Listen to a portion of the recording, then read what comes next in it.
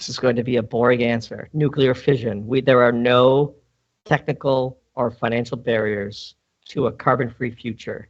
The challenge is all political. We have convinced ourselves, we have whipped ourselves into a hysteria around the dangers of nuclear power. This is not an accident. This is a proactive propaganda operation by the more radical elements of the Malthusian environmental movement.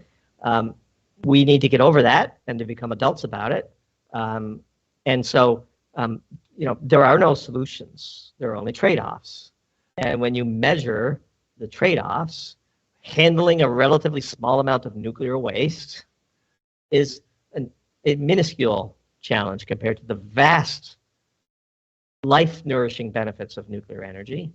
And the sooner we get over these concocted constraints, these artificially concocted constraints, and we get serious. Look, if you believe that carbon emissions are an existential threat to the planet, and you do not have nuclear power and a nuclear power renaissance as the key element of your proposal to minimize that risk, then you're just unserious. And so that's our view. It's our strongly held view. It doesn't require nuclear fusion. The existing fleet and just replicating the existing fleet would be plenty good enough.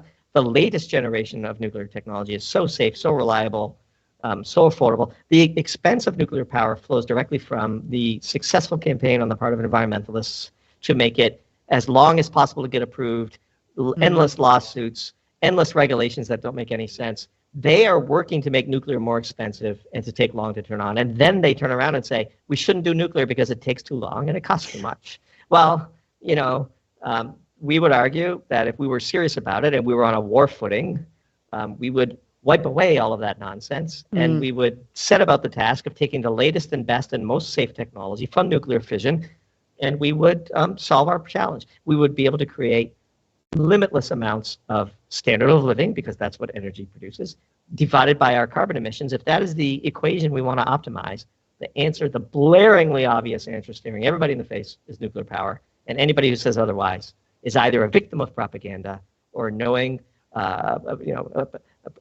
propagandists themselves.